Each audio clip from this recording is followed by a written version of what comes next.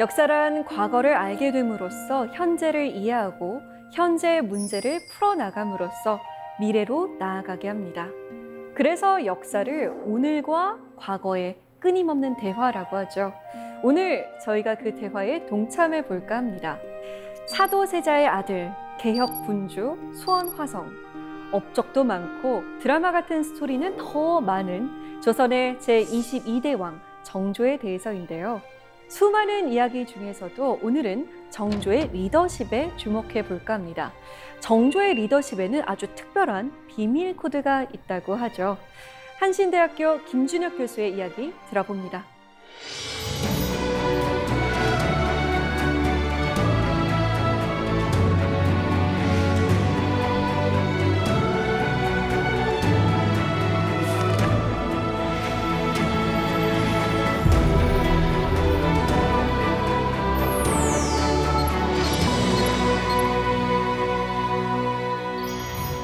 네, 교수님 반갑습니다. 예, 반갑습니다. 네, 정조 전문가를 모시고 저희가 정말 많은 이야기를 듣고 싶었는데 오늘 정조의 리더십에 주목한 이유는 무엇일까요? 사실 제가 그 정조의 리더십에 주목한 이유는 굉장히 그 어려운 처지에 정조가 있었거든요. 그런 온갖 역경을 딛고 오늘날 가장 위대한 지도자의 한 사람으로 많은 사람들이 이렇게 추앙을 하고 있지 않습니까? 네. 그런 그 결과들이 어떻게 해서 나온 것일까? 그의 리더십이 좋지 않았다고 한다면 오늘날 많은 사람들이 정조를 관심 있게 바라봤을까? 그리고 그 어려운 시기에 백성들을 위한 뛰어난 정책들을 만들 수 있었을까? 하는 그런 생각 때문에 그 정조의 리더십을 제가 살펴보게 된 겁니다. 정조의 리더십에는 또 비밀 코드가 있다고 하는데 그게 무엇일지 참 궁금하거든요. 네. 오늘 강연을 통해서 들을 수 있겠죠? 네, 그렇습니다. 네, 오늘 강연 잘 부탁드립니다. 고맙습니다. 네.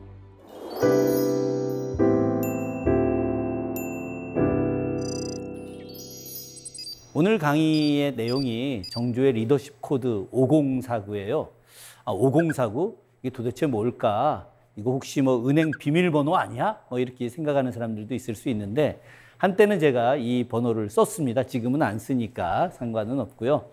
원래 옛날 그 무인들은 말이죠. 한 번 활을 쏠 때 5발씩 쏩니다. 그걸 1순이라고 하는데 10번을 쏘게 되면 이제 10순을 쏘게 되는 거죠. 그러면 이제 50발을 쏘게 되는 겁니다.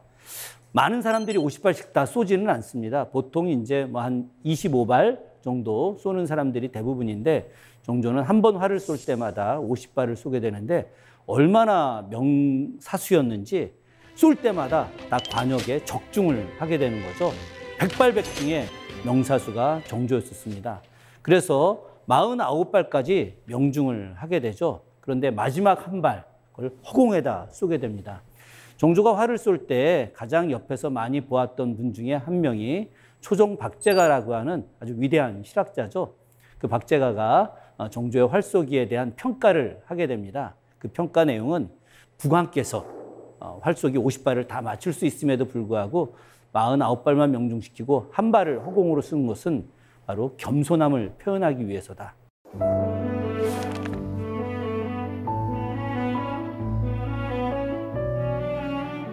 그러니까 정조의 리더십이라고 하는 것의 핵심은 바로 그런 겸손함, 여기에 있는 것이 아닌가 하는 생각을 했습니다. 저는 이것을 착안해서 정조의 리더십 코드는 바로 5049다라고 생각을 했고요. 그중에서도 가장 중요한 내용을 여러분과 함께 하고자 합니다. 한번 들어가 볼까요? 보통 국왕들의 초상화하면 떠오르는 게 뭘까요? 입선관에 붉은색 골룡포를 입고 있는 초상화가 대부분이죠. 근데 정조 초상화는 좀 달라요. 여기 보시면 정조의 초상화가 보이죠? 근데 이 초상화가 정조의 초상화 진본이냐? 그렇지는 않습니다. 여러분이 알고 있는 국왕들의 초상화는 거의 대부분이 새로 만든 창작에 의해서 만들어진 그런 작품들이라고 할 수 있죠. 세종 초상화도 역시 마찬가지입니다. 사실은 좀 슬픈 이야기인데요. 한국전쟁 기간에 창덕궁 선원전에 있던 모든 국왕들의 초상화를 부산으로 피난 갔다가 보관되어 있던 창고가 화재가 나는 바람에 대부분의 초상화가 다 불에 타버렸답니다.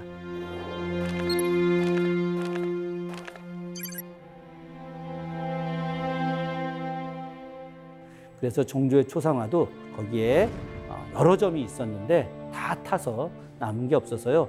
지금 현재 보고 있는 초상화는 상상화입니다. 그러나 그냥 그렸던 초상화는 절대 아니고요. 1791년에 정조가 왕이 된 지 15년 되던 해에 당시에 그렸던 초상화의 내용을 정조실록에 있는 내용을 그대로 재현해서 그린 겁니다.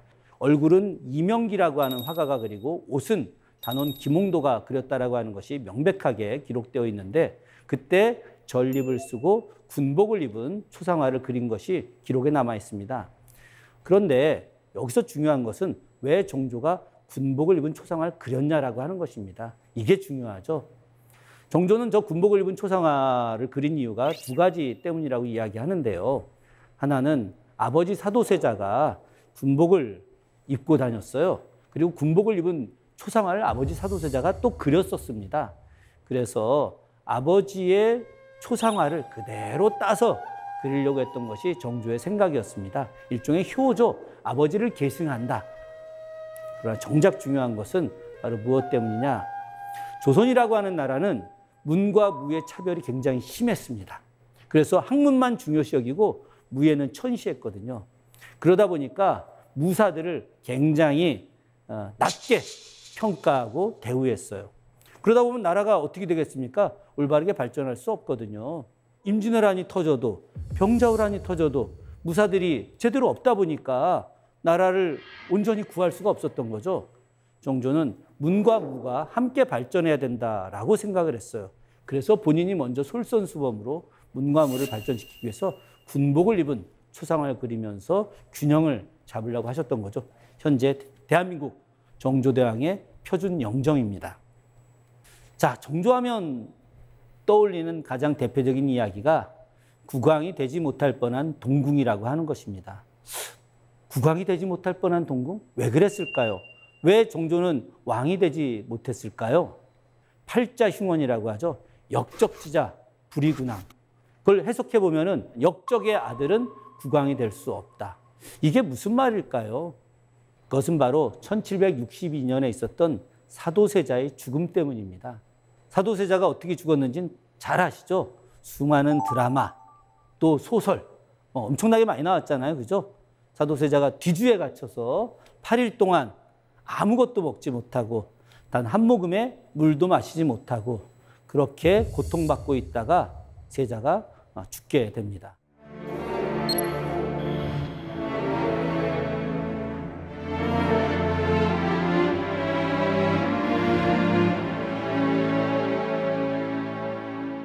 아니, 사도세자가 뒤주에 갇혀 죽을 때 그냥 아무 이유도 없이 죽었겠습니까? 만약에 사도세자가 정신병에 걸렸다고 한다면 그냥 폐위시키고 손자인 정조를 동궁으로 책봉을 해서 자신의 국왕의 지위를 잇게 할 수 있었겠죠.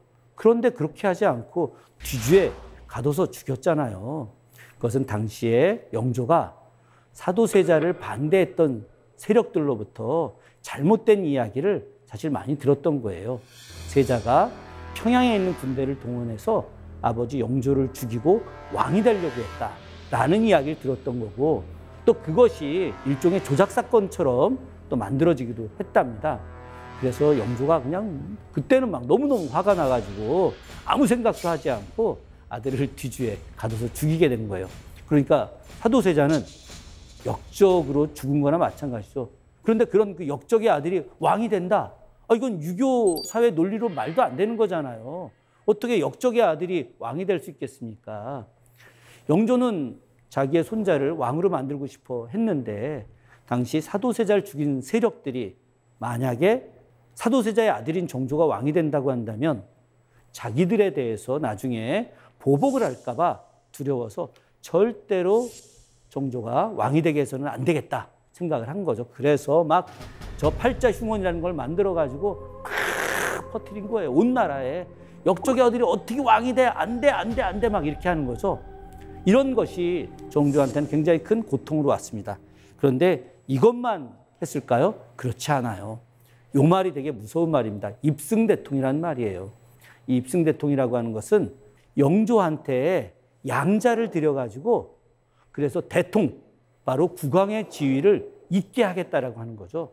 그러니까 당시 영조의 손자였던 정조를 완전히 배제하고 이런 먼 종친 중에서 한 명을 선택을 해가지고 신하들이 선택을 해서 왕을 잊게 하게 만들려고 하는 것이 당시 사도세자를 죽인 세력들의 생각이었습니다.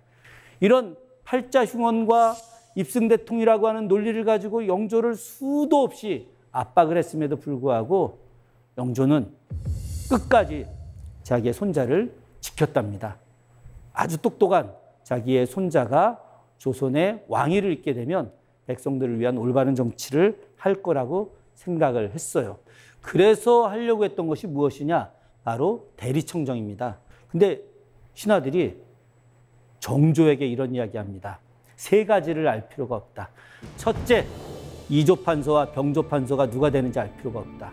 두 번째, 이 관리들이 노론인지 소론인지 남인인지 알 필요가 없다. 세 번째, 조정에서 하는 모든 논의를 알 필요가 없다. 한번 생각해 보세요. 이조판서는 문관들의 인사권을 갖고 있는 관리고 병조판서는 무관들의 인사권을 갖고 있는 건데 이조판서와 병조판서가 누가 되는지 알 필요가 없다라고 하는 것은 조정에 있는 관리들의 인사에 일체 개입하지 말라는 거거든요. 우리가 다 알아서 관료들 다 인사해서 뭐 여긴 판서 시키고 여긴 참판 시키고 여긴 승지 시키고 우리가 다 할 테니까 동궁은 가만히 계십시오. 아무것도 알 필요 없습니다. 말도 안 되는 이야기죠. 이 관리가 남인인지 노론인지 소론인지를 알아야지 합리적으로 대화하고 인사하고 할 텐데 이 사람들 당파를 일체 알 필요가 없다. 이것도 말도 안 되는 이야기고 맨 마지막에 조정에서 하는 모든 논의를 알 필요가 없다. 이건 허수아비로 있으라는 이야기잖아요. 그죠? 아니 왕이 될 사람이 실제로 왕과 똑같은 역할을 하는 사람이 조정에서 하는 모든 정책과 논의를 하나도 모르고 그냥 가만히 앉아서 딱 옥새나 찍게 한다는 게 말이 되겠습니까? 당시 신하들은 정조를 허수아비로 만들려고 했던 거예요. 이것이 바로 삼불필지설이라고 하는 겁니다. 이 삼불필지설은 바로 노론 신하들이 정조를 압박했던 것이었고 정조를 허수아비로 만들려고 했던 거죠. 그러는 과정에서 이제 드디어 정조가 1776년 3월 달에 조선의 22대 국왕이 됩니다. 그런데 국왕이 된 정조한테 신하들이 또 가만히 두지 않았어요. 정조를 죽이기 위한 그런 시도를 합니다. 정조가 왕이 된 지 1년 6개월도 채 되지 않은 시점에 드디어 이 세력들이 정조를 죽이러 정조의 침전까지 쳐들어갑니다.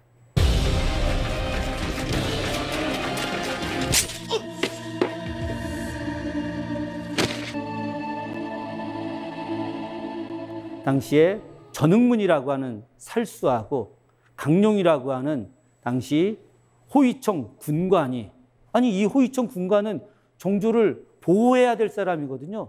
그런데 이 보호해야 될 사람이 거꾸로 정조를 죽이러 쳐들어간 거죠. 그 과정에서 정조가 침전해서 잠을 자지 않고 바로 밤늦게까지 공부를 하고 있었어요. 그래서 밤늦게까지 공부를 하고 있어서 이들이 정조를 바로 들어가서 죽이지 못했어요. 조선 500년 역사상 유일하게 궁궐로 국왕을 죽이러 쳐들어간 사건이 바로 정유역변이라고 하는 겁니다. 이런 끔찍한 사건들이 실제로 정조에게 있었습니다. 그런데 정조가 이렇게 어려운 시기를 겪으면서 천천히 신하들을 장악해 나가기 시작합니다. 그 첫 번째가 바로 어떤 것이었느냐? 문무가 함께 가득 차 있기 때문에 그런 겁니다. 우리는 흔히 이걸 문무겸전이다 이야기하는데 바로 문무겸전의 국왕이었기 때문에 가능했던 겁니다. 조선이라고 하는 나라는 말이죠. 사대부의 나라 혹은 성리학의 나라 이렇게 이야기합니다. 유학을 굉장히 중요시 여겼죠. 그래서 자기보다 또 학문적으로 뛰어난 사람들한테 존중하는 의식들이 좀 있습니다. 그런 사회에서 정조가 스스로 군사로 자처하죠. 저 군사라고 하는 건 뭐냐? 간단하게 이야기하자면 임금이자 스승이에요. 정조는 책을 엄청나게 많이 읽었어요. 정조가 어려서부터 책을 너무 많이 읽어가지고 해경궁 씨가 책을 못 읽게 하려고 조금 늦은 시간이 되게 되면 촛불을 무조건 꺼버리게 만들었어요. 자식 공부 못하게 더 공부하면 안 된다. 막 촛불 끕니다. 요즘 부모님들이 너 공부 좀 더 해, 공부 좀 더 해 하는 거 완전히 다르죠. 근데 정조는 그 어린 나이에 7살 때 어머니가 와갖고 촛불 끄고 막 공부 못하게 막 하고 하니까 그 이불을 갖다가 이렇게 방문에다가 막 걸어둬 갖고 불빛이 새나가지 못하게 한 다음에 책을 읽었어요. 글쎄 이걸 잘했다고 해야 되나 잘못했다고 해야 되나. 저는 한 번도 우리 아이한테 너 더 이상 공부하지 마 이런 얘기를 해본 기억이 없어서 좀 약간 다르긴 한데 정조가 이렇게 책을 많이 읽었답니다. 정조는 책도 많이 읽고 그 책을 가지고 토론도 많이 했어요. 그리고 실제로 국왕이 된 이후에도 끊임없이 토론하고 또 규장각에 가서 초계문신들과 대화하고 토론하고 이런 것들을 통해서 정조의 학문적 수준이 굉장히 높이 올라갑니다. 그래서 정조는 즉위한 지 6년 뒤에 자신이 신하들로부터 배우는 경연 제도를 그런 시간을 없애고 대신 똑같은 경연 시간을 갖되 자신이 신하들을 가르치는 시간으로 바꿔버렸습니다. 그러니까 당대 최고의 학자들이 정조보다 더 뛰어난 학자가 없었던 거예요. 정조를 우리가 흔히 학자군주 이렇게도 이야기하는데요. 조선 전체 국왕 27명의 국왕 중에 유일하게 개인 문집이 있는 국왕이 정조 딱 한 명입니다. 홍제전서라고 하는 문집 정조 딱 한 명밖에 없죠.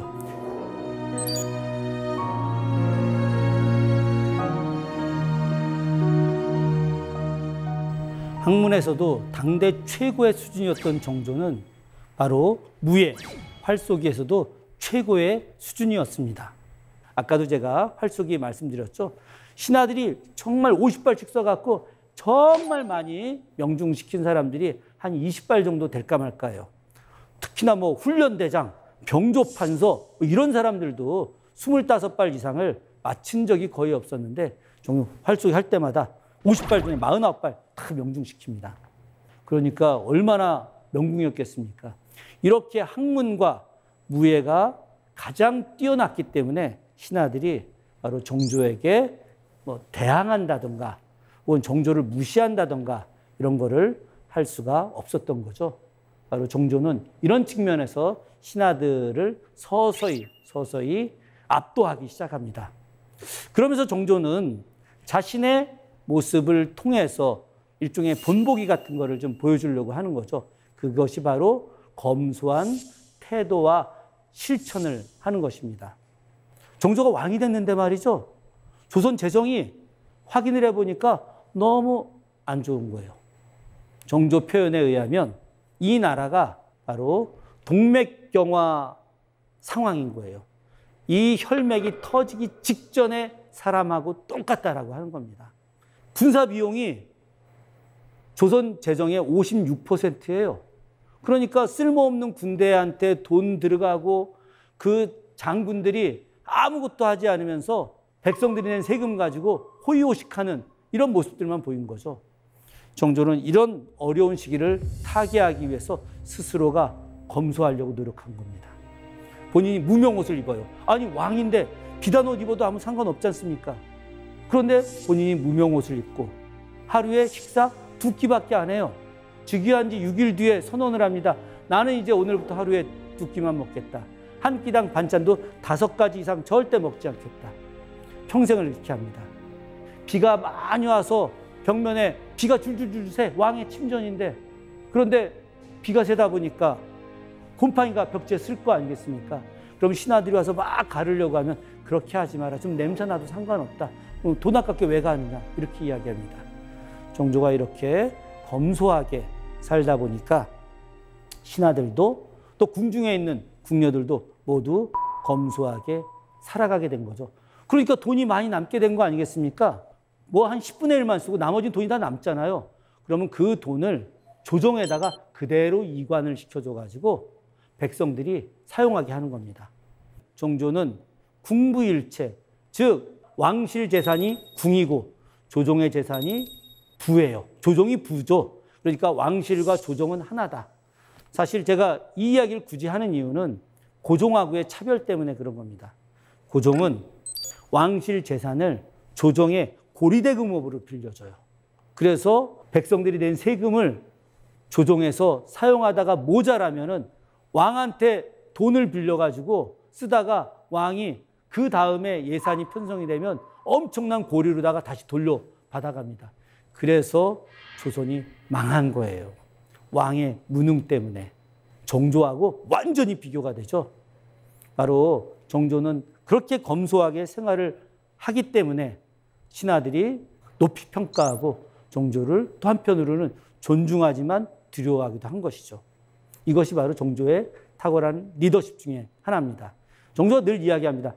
가득 차면 오만해진다. 오만해지면 제대로 된 왕의 노릇을 할 수 없게 되는 것이죠. 그래서 정조는 늘 겸손하려고 노력을 엄청나게 많이 했습니다. 오늘날 지도자들도 역시 마찬가지로 정조처럼 그렇게 겸손하게 또 검소하게 살아가는 것이 필요하다고 저는 늘 생각을 합니다.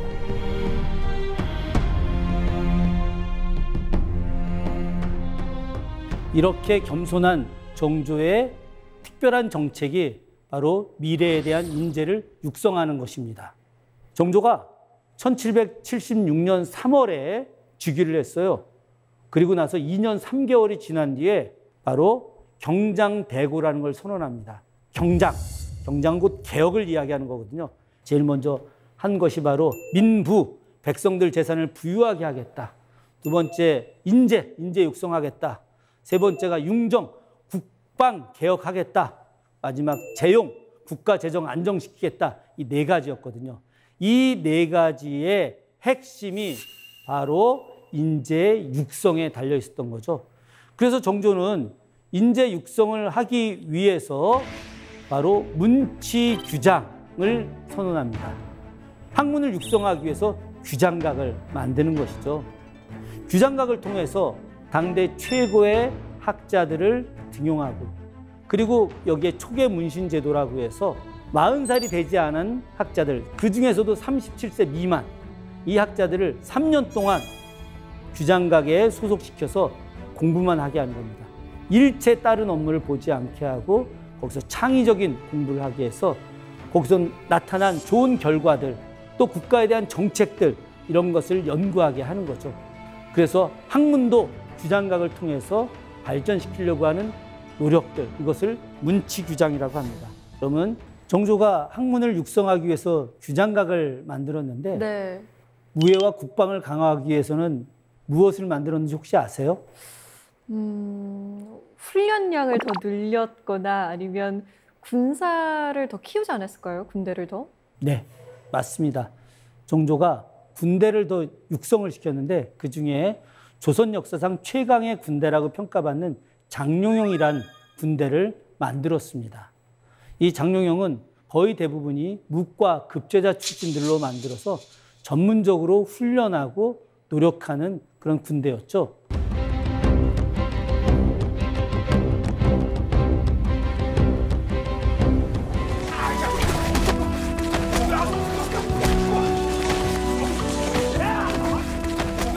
정조는 국방을 굉장히 중요하게 생각했습니다. 조선시대 때 가장 컸던 고통이 무엇이었을까요? 임진왜란의 고통, 병자호란의 고통. 정말 많은 백성들이 전쟁을 통해서 수많은 사람들이 죽어나갔죠.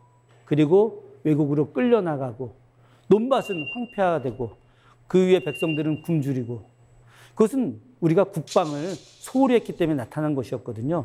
그래서 정조는 국방을 강하게 하기 위해서 장룡영이라고 하는 그런 아주 최고의 무예를 익힌 군대를 두게 된 겁니다. 그래서 문치규장, 무설장용, 학문을 육성하기 위해서 규장각 만들고 무예를 육성하기 위해서 장룡영이라고 하는 부대를 만들어서 미래 인재를 키우게 된 겁니다. 이런 미래 인재들의 육성이야말로 조선의 발전을 이루는 근간이 되는 것이죠. 정조는 규장각에 있는 공부하는 신하들한테 객내불기라고 하는 말을 합니다. 그리고 크게 벽면에 써놨어요. 손님이 와도 일체 일어나지 마라. 고위 관료가 딱 오게 되면 막 신하들이 공부하다가 일어나갖고 아이고 정승 어른 오셨습니까? 막 이렇게 얘기할 수 있잖아. 이런 거 하게 되면 공부하다가 중단되고 그러다 보면은 나라 발전 안 된다. 그러니 규장각에서 공부하는 사람들 절대 누가 오더라도 국왕이 오더라도 일어나지 마라. 야, 이거 얼마나 특별한 배려이겠어요.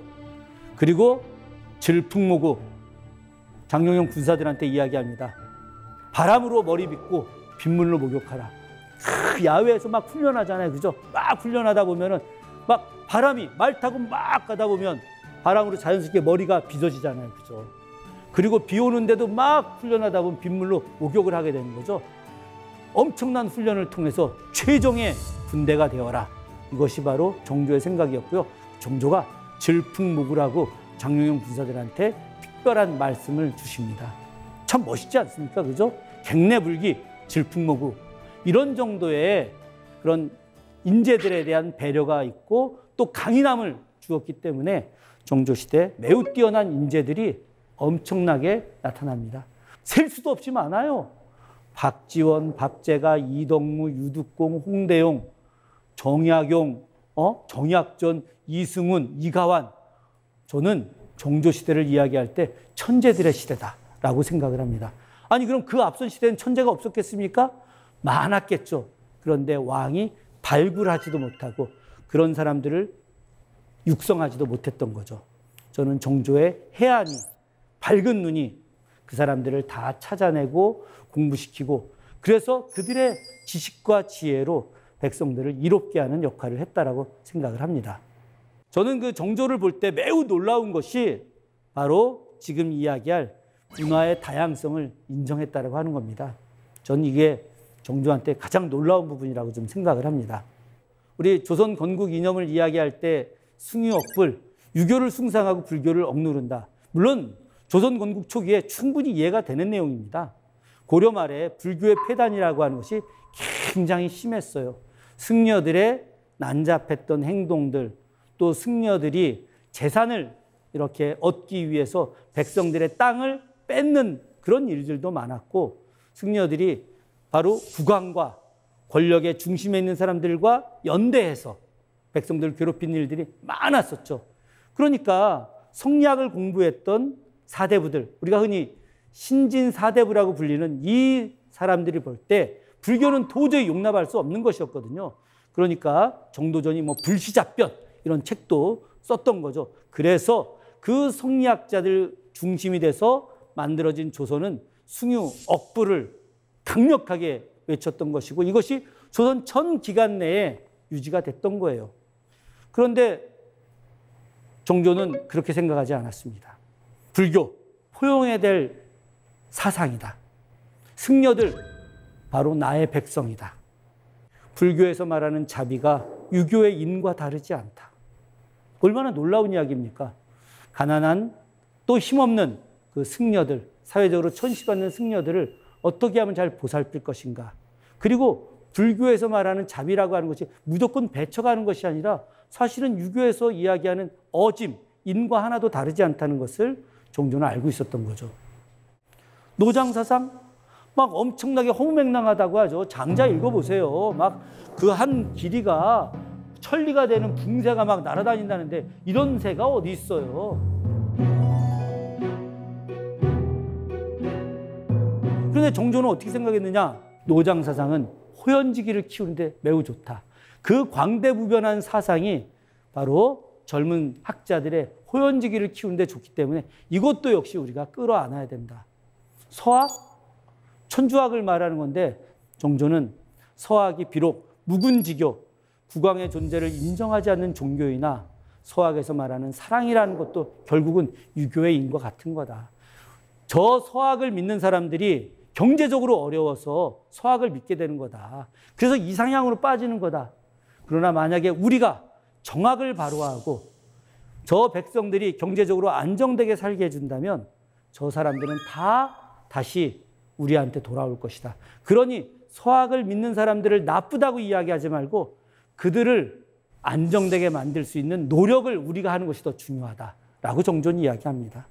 그러니까 주자성리학이 아니면 사문난적이라고 해서 다 감옥에 보내고 유배를 보내고 심지어 죽이기까지 하던 그 시절에 신하들이 막 전하, 저 뭐 불교 배척해야 됩니다. 노장사상, 서학, 양명학 말도 안 됩니다. 라고 이야기할 때 정조가 그렇게 주자성리학 하나만으로 이 사회가 운영되어서는 안 되고 다양한 사상들을 포용해서 그 포용된 사상으로 백성을 위한 새로운 정책도 만들고 그리고 새로운 미래도 만들어 나가야 된다라고 거꾸로 그들을 설득해 나갑니다. 불교도 인정하고 노장 사상, 서학 모두 다 인정하면서 포용했던 이것이야말로 정조의 매우 뛰어난 리더십이라고 할 수 있는 거죠. 그런데 정조의 소통은 글로만 끝내는 것이 아니었습니다. 정조는 소통을 위해 대궐 밖으로 나가 행차를 하게 되었습니다.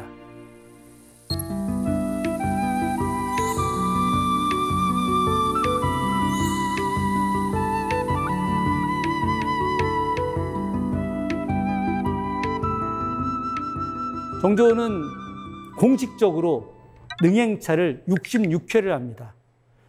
보통 1년에 2차례에서 3차례 정도. 거기에 비하면 굉장히 많이 한 거죠.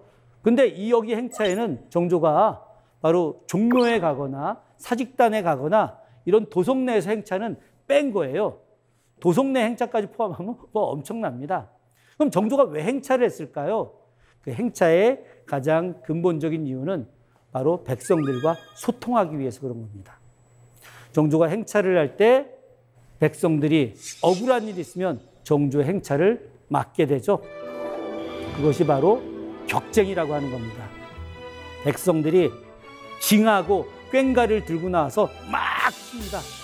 치면 정조가 그 소리를 듣고 다 행차를 멈추게 하죠. 그럼 백성들이 와서 자신들이 어떻게 억울한 일을 당했는지를 이야기합니다.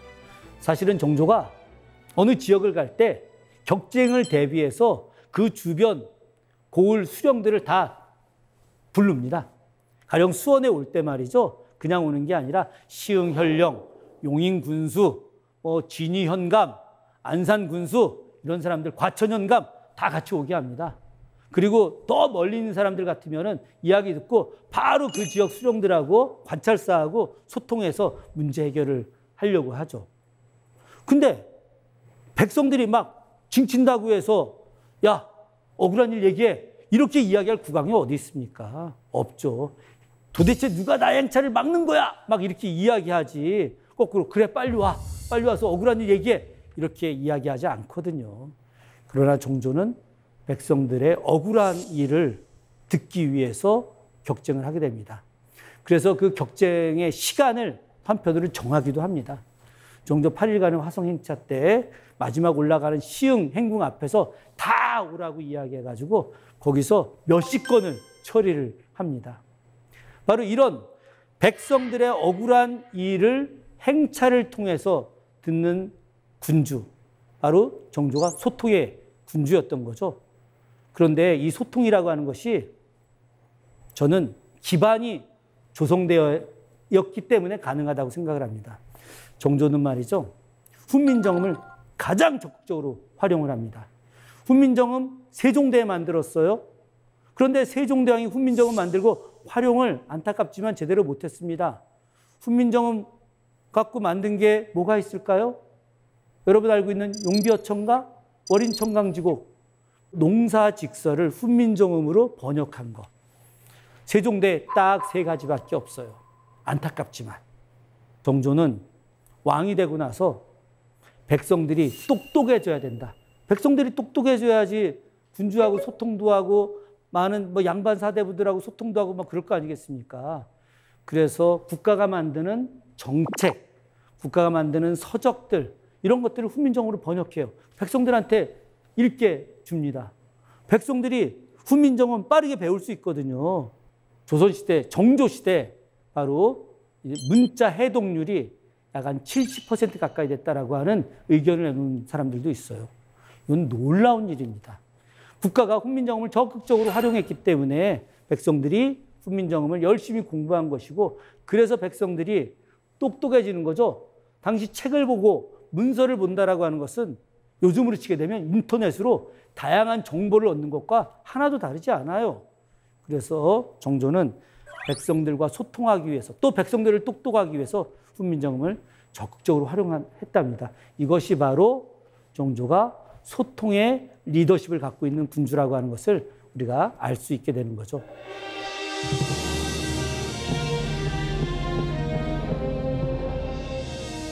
종조하면 이야기할 수 있는 것이 바로 여성에 대한 존중입니다.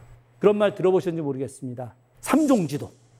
여자는 태어나면 어려서는 아버지를 따르고, 결혼해서는 남편을 따르고, 늙어서는 아들을 따라야 된다. 그게 삼종지도라는 거 아닙니까? 아니, 여자들은 무조건 막 남자들 막 따라가면 되는 거야? 그렇게 평생을 살아야 되는 거예요? 말도 안 되는 거죠. 조선시대 양반 사대부들, 여인들 문 바깥에 나가면 큰일 나는 거라고 이야기합니다. 신사임당 이야기 중에 하나가, 사임당이 파주에 시가로 갔을 때 시가에 가서 죽는 날까지 바깥에 제대로 나가본 적이 없다라고 이야기한 대목들이 나옵니다. 얼마나 불행한 일들입니까? 그러나 정조는 여성에 대해서 정말 존중하는 게 컸어요.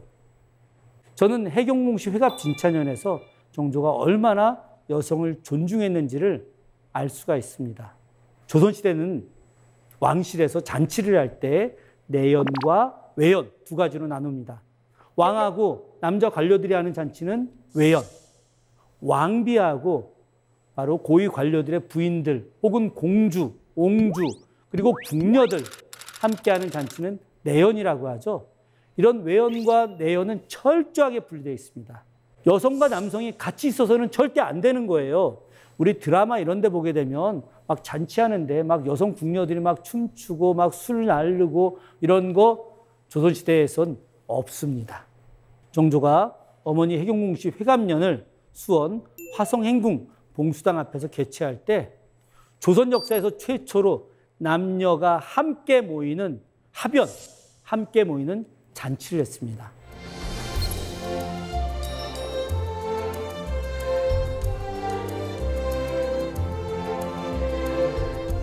어머니 해경궁씨가 봉수당 전각 안에 들어가 있어요. 봉수당 바깥에 거기에 월대라고 하는 계단 위에 있는 뱃돌 위에 거기에서 정조가 앉아 있었고, 그 바깥에 바로 남성 관료들이 앉아 있었고, 그 사이에 바로 여성 궁중무용수들이 춤을 춥니다.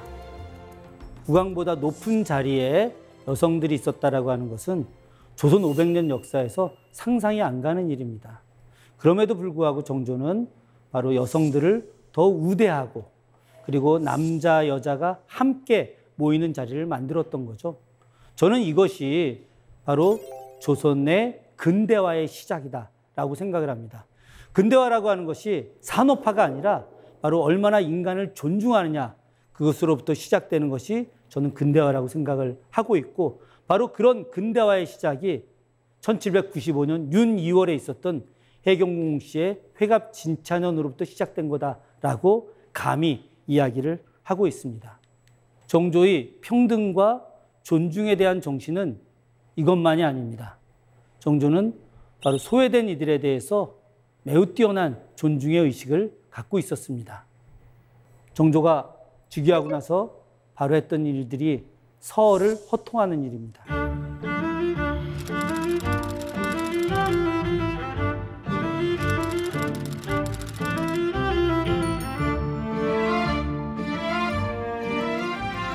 서자들은 제대로 된 대우를 받지 못하고 과거 시험에도 들어갈 수가 없었죠.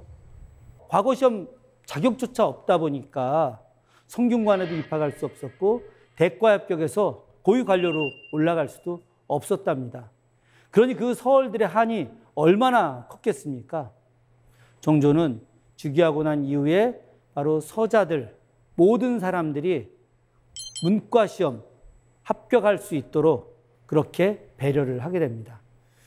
정조가 서울로 통하고 나서 정말 성균관 시험에 합격해서 성균관에 들어온 서얼들이 존재했던 거예요. 그런데 조선 건국 이래 서얼들이 성균관에 들어온 적이 없다 보니까 바로 양반의 적자 출신들이 서자 출신들을 배척했을 거 아니겠습니까? 그래서 불미스러운 일도 생겨났답니다. 아주 간단하게 이야기해서 치고받고 싸움까지 생겼던 거죠. 그래서 그 불미스러운 일들이 정조에게 보고가 됩니다. 그 내용은 바로 어느 자리에 앉느냐. 그래 적자 출신들이 서자들한테 저 뒤에 가서 앉으라고 이야기를 하다 보니까 서자 출신들이 아니 임금님께서 적서를 차별한 것을 금지했는데 왜 우리한테 뒤에 가서 앉으라고 하느냐라고 하다가 시비가 붙었던 거죠. 정조가 이 보고를 듣고 난 이후에 아주 간단하게 정리합니다. 성균관 안에서 적소의 차별은 없다. 자리는 나이 순서대로 앉아라 라고 깔끔하게 정리해서 바로 서울호통을 아주 쉽게 풀어나가기 시작합니다. 그리고 자율전칙, 바로 10살 미만에 버려진 고아 아이들을 지방의 고을 수령들이 책임지고 기르게 하는 것입니다. 가난 때문에 자식을 버리고 가는 일도 있고 전염병이라든가 아니면 여러 안 좋은 일 때문에 부모가 죽는 경우도 있습니다. 그럴 때 아이들이 고아가 되죠. 그런데 10살이 넘게 되면 어떤 방식이든지 일을 해서 살아날 수가 있는데 2살, 3살, 4살, 5살, 6살 이렇게 어린아이들은 살아나가기가 어렵습니다. 그러다 보니까 이 어린아이들이 살기 위해서는 어떻게 되겠습니까? 당시 재정적으로 안정되어 있는 양반 사대부집에 노비로 들어갈 수밖에 없는 일들이 생기게 되는 거죠. 그러나 정조는 그런 일들을 막고 싶었어요.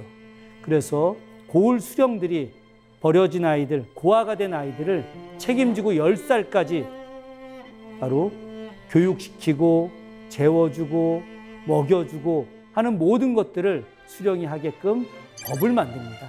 그 법이 바로 자율전칙이죠. 정조가 했던 중요한 말씀, 인간으로 태어나서 어찌 귀한 자가 있고 천한 자가 있겠느냐. 이 세상에 노비보다 슬픈 존재는 없다. 고로 노비는 혁파되어야 한다. 정조가 즉위하고 나서 24년간 돌아가실 때까지 줄기차게 하셨던 말씀입니다. 정조는 조선의 모든 노비는 없어져야 된다. 조선의 노비가 있어서는 안 된다. 라고 생각을 했습니다. 그래서 끊임없이 노비제도 혁파에 대한 정책을 만들고 그 정책들을 신하들하고 논의를 하게 되는 거죠. 정조가 1800년도 1월에 조선에 있는 모든 노비를 없애고 계약직 관계로 전환하는 내용을 정책 협의를 합니다. 그리고 그런 내용들을 갖다가 거의 합의를 이루어내죠. 그리고 1년 뒤에 시행하기로 했는데 안타깝게도 그런 합의 이후에 5개월 뒤에 돌아가시는 바람에 제대로 이루어지지 못했답니다. 정조대왕 돌아가시고 난 이후에 순조실록을 보게 되면 바로 창덕궁 도나문 앞에서 내수사 소속 노비 문서를 사흘간 태우는 이야기가 나옵니다. 선대왕께서 조선의 모든 공사 노비를 없애기로 하셨고 그 결정을 내렸는데 돌아가시는 바람에 정책이 추진이 되지 않아서 선대왕의 뜻을 받들어서 일단 바로 관청 소속 노비만 혁파하는 것으로 한다라고 하면서 노비 문서를 태우는데 얼마나 많았는지, 관청 소속 노비만도 얼마나 많았는지 사흘 동안 도나문 앞에서 노비 문서를 태운 거예요. 만약에 정조대왕이 살아계셨다고 한다면 글쎄 어떻게 됐을까요? 저는 조선의 노비가 완전히 사라진 평등한 세상이 됐을 거다. 그래서 1863년에 링컨 대통령이 게티스버그에서 노예 해방을 선언하는 것보다 훨씬 이전에 60여 년 이전에 조선사회에서 완전한 평등사회가 만들어졌을 거다라고 하는 생각을 늘 갖고 있습니다. 저는 정조가 했던 말씀 중에 또 하나 늘 가슴에 새기는 말이 있습니다. 나는 평생 미천한 마부에게조차 이놈저놈 해본 적이 없다라고 하는 사람에 대한 존중과 예의, 이것을 늘 갖고 있었기 때문에 정조는 제가 생각할 때 바로 21세기형 지도자라고 생각을 합니다. 21세기형 지도자는 바로 인간에 대한 존중과 예의를 갖춘 사람입니다. 아무리 똑똑하고 뛰어나고 또 정책에 대한 탁월한 식견이 있다 하더라도 사람에 대한 존중의식이 없는 지도자는 올바른 지도자가 될 수 없습니다.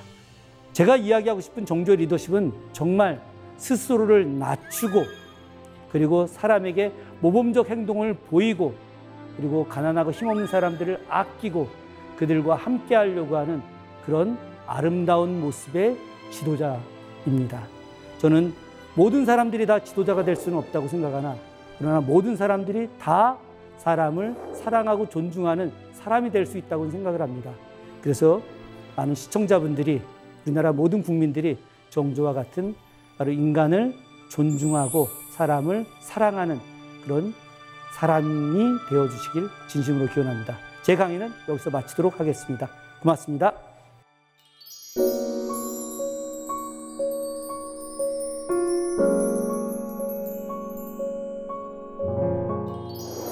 네, 교수님 강연 정말 잘 들었습니다. 고맙습니다. 네, 정조에 대해서 이미 많이 알고 있다고 생각했는데 제가 몰랐던 부분들도 정말 많았어요. 충분히 그럴 수 있습니다. 예. 네, 오늘 정조에 대한 이야기를 나눠봤는데 4세기 공동체 여러분께서 미리 질문을 보내주셨는데요. 한번 만나볼게요. 박선영님의 질문입니다.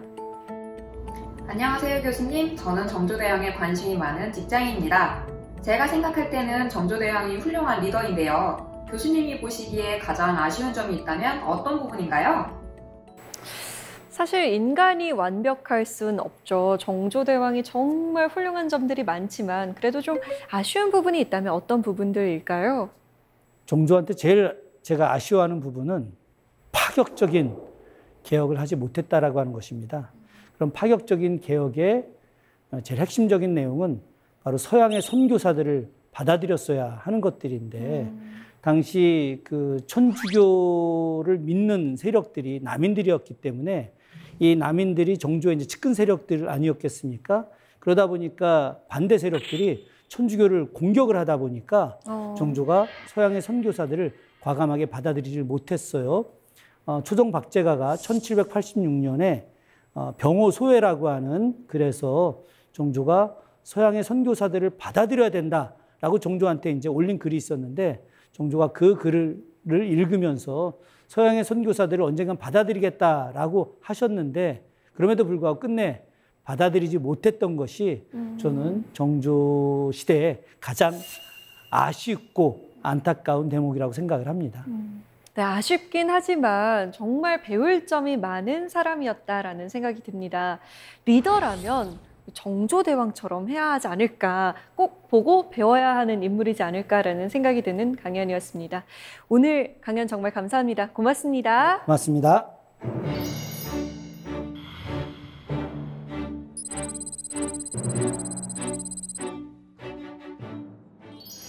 역사적인 한 인간의 생애를 기록으로 만나면 역사가들은 그의 처지를 이해하기 위해 가진 노력을 합니다. 이걸 추체험이라고 합니다. 한마디로 그 인물의 머릿속, 마음속까지 들어갔다 나오는 거죠.